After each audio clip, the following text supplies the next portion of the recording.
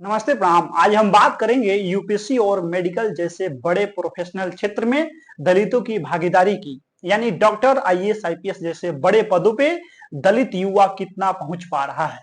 ये सवाल बहुत गहरा है, क्योंकि ये सिर्फ एक परीक्षा की बात नहीं है, बल्कि पूरे सामाजिक ढांचे और उस मानसिकता की बात है जो दलित समाज को आज भी किनारे पे रखता है।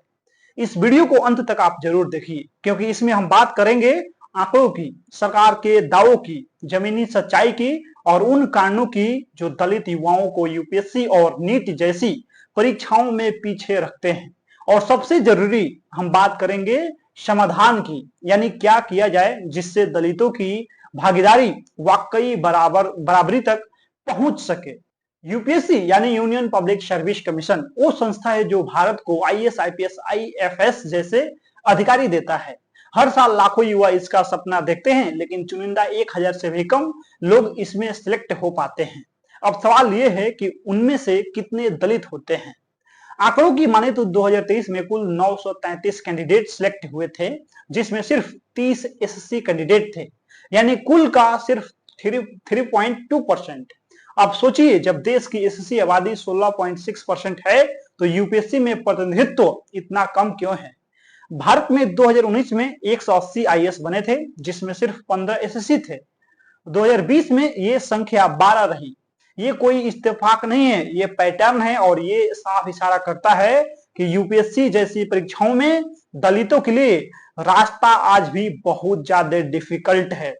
अब सवाल आता है, जब एससी को 15% आरक्षण मिला हुआ है, तो फिर भी क्यों इतना कम प्रतिनिधित्व है। इसकी सबसे बड़ी वजह है शिक्षा की बुनियाद, यानी शिक्षा की बेसिक। दलित बच्चे आज भी सरकारी स्कूलों में पढ़ते हैं, जहां ना तो टीचर है, ना किताबें हैं, और ना ही कोई वैसा माहौल है। यूपीएससी जैसी परीक्षा की तैयारी सिर्फ किताबों से नहीं होती है, उसके लिए गाइडेंस चाहिए, सोच चाहिए, भाषा पे पकड़ चाहिए, और सबसे जरूरी एक प्रेरणा चाहिए। दूसरी सबसे बड़ी वजह है कोचिंग की पहुंच। यूपीएससी की तैयारी करने वाले कोचिंग दिल्ली, भोपाल, पुणे जैसी जगहों पे 1 लाख से 2 लाख की फीस लेती है, और एक दलित गरीब छात्र इसको कैसे अफोर्ड करेगा। तीसरा कारण है इंटरव्यू में भेदभाव। कई रिपोर्ट और आरटीआई से ये बात सामने आई है कि एससी एसटी कैंडिडेट का इंटरव्यू स्कोर जानबूझकर कम दिया जाता है, जिससे उनका फाइनल सिलेक्शन कट ऑफ से चूक जाता है। चौथा कारण है कि प्रेरणा और रोल मॉडल्स की कमी। जब समाज में पहले से दलित आईएएस, आईपीएस की संख्या कम है, तो गांव देहात का बच्चा खुद को वहां तक पहुंचता हुआ नहीं देख पाता है। अब बात करते हैं मेडिकल क्षेत्र की, यानी नीट परीक्षा। नीट में हर साल 20 लाख से ज्यादा छात्र परीक्षा देते हैं, और मेडिकल की पढ़ाई के लिए यह अनिवार्य परीक्षा है।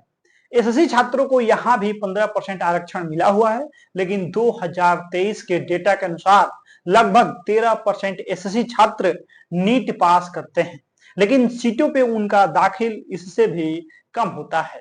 कारण वही है, तैयारी के संसाधनों की भारी कमी है। मेडिकल की तैयारी भी महंगी कोचिंग और गाइडेंस मांगती है, जो अधिकांश एसएससी छात्रों को मिल नहीं पाता है। एम्स जैसे शीर्ष संस्थानों में तो हालत और भी चिंताजनक है। वहां हर साल एससी एसटी की कई सीटें खाली रह जाती है, क्योंकि क्वालिफाई करने वाले उम्मीदवार नहीं मिलते हैं। यानी सीटें तो आरक्षित है, लेकिन पहुंचने वाला कोई नहीं है।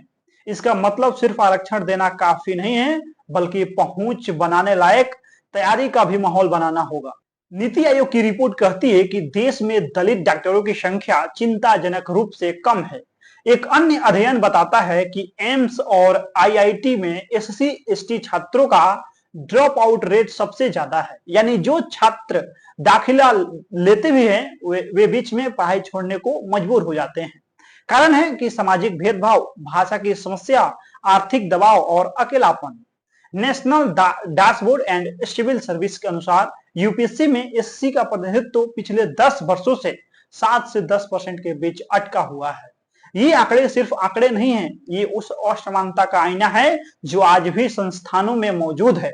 सरकार का दावा है कि उसने यूपीएससी और नीट के लिए एसएससी छात्रों को आरक्षण, स्कॉलरशिप और फ्री कोचिंग स्कीम जैसी कई योजनाएं दी है, लेकिन सच ये है कि ज्यादातर योजनाएं या तो कागज पे हैं या आधे अधूरे तरीके से लागू हो रही है।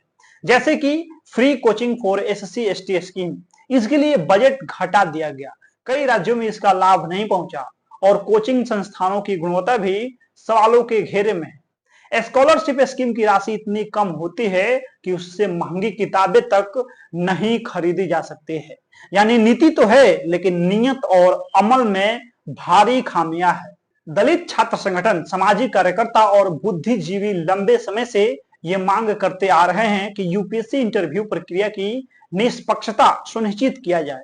कोचिंग की सुविधा ग्रामीण और दूर दराज के क्षेत्रों में उपलब्ध कराई जाए। खाली पड़ी एससी एसटी सीटों को बैकलॉग के जरिए भरा जाए ताकि एससी एसटी समुदाय को उनका पूरा आरक्षण मिल सके। कॉलेज और कोचिंग में भेदभाव डिस्क्रिमिनेशन की रिपोर्टिंग के लिए मजबूत सिस्टम बने। दलित मेंटरशिप प्रोग्राम लॉन्च किया जाए जिसमें सफल दलित अफसर नए छात्रों को गाइड करें। अभी एक शब्द आया बैकलॉग, उसको थोड़ा समझ लेते हैं। देखिए, कुछ सीटें एससी एसटी के लिए आरक्षित होती है लेकिन कभी कभार योग्य उम्मीदवार नहीं मिलने या अन्य कारणों से वे सीटें खाली रह जाती है। उन्हें बैकलॉग कहते हैं। सरकार इन खाली सीटों को भरने के लिए विशेष ड्राइव जैसे अतिरिक्त भर्ती विज्ञापन चलाती है। अब कई लोगों का मानना है कि आरक्षण से मेरिट खत्म हो जाती है, लेकिन ये अधूरी सोच है। जब समाज में शिक्षा, संसाधन और अवसर सबके लिए समान नहीं है तो कैसे तुलना होगी। आरक्षण कोई तोहफा नहीं है, ये समान अवसर का एक पुल है।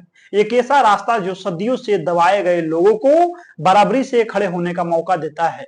और याद रखिए, जिन बच्चों ने भूख और भेदभाव के बीच किताबें पकड़कर यूपीएससी या नीट पास किया है, उनकी मेरिट किसी भी अमीर की कोचिंग मेरिट से कहीं बड़ी होती है। मेडिकल और यूपीएससी में दलितों की भागीदारी को लेकर राजनीतिक पार्टियों के विचार समय समय पे अलग अलग रहे हैं। बीजेपी का रुख थोड़ा जटिल होता है। सार्वजनिक मंचों पे बीजेपी खुद को सबका साथ सबका विकास की नीति पे चलने वाला बताती है। बीजेपी यह कहती है कि आरक्षण संवैधानिक अधिकार है और वह एससी एसटी के आरक्षण को हटाएगी नहीं, लेकिन पार्टी के कुछ नेताओं या समर्थकों द्वारा यह बात भी सामने आती रही है कि आरक्षण की वजह से मेरिट पे असर पड़ रहा है।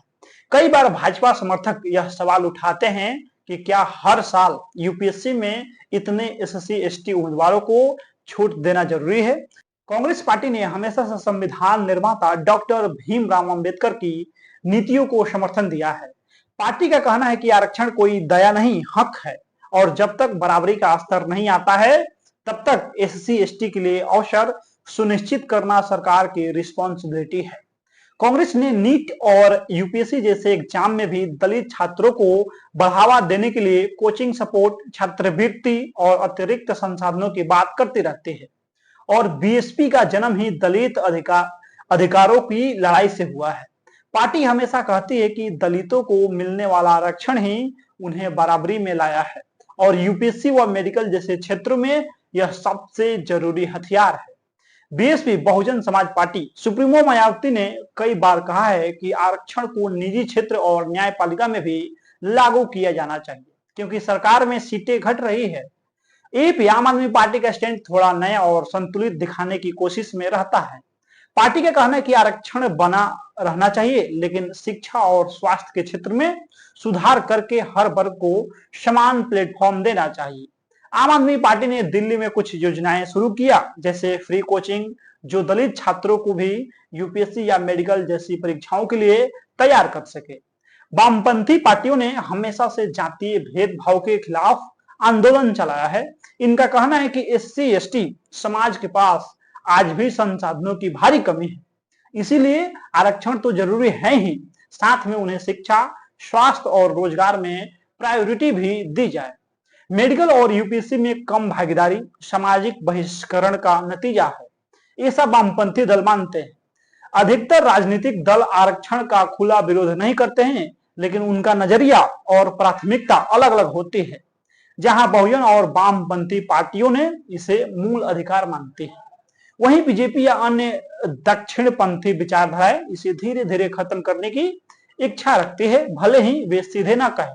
यूपीएससी और मेडिकल जैसे क्षेत्र में दलितों की भागीदारी अब भी बहुत कम है, लेकिन ये स्थिति बदली जा सकती है अगर हम मिलकर आवाज उठाएं, नीतियों को लागू करें और बराबरी की लड़ाई को जमीनी स्तर पे ले जाएं तो हर एक चीज पॉसिबल है।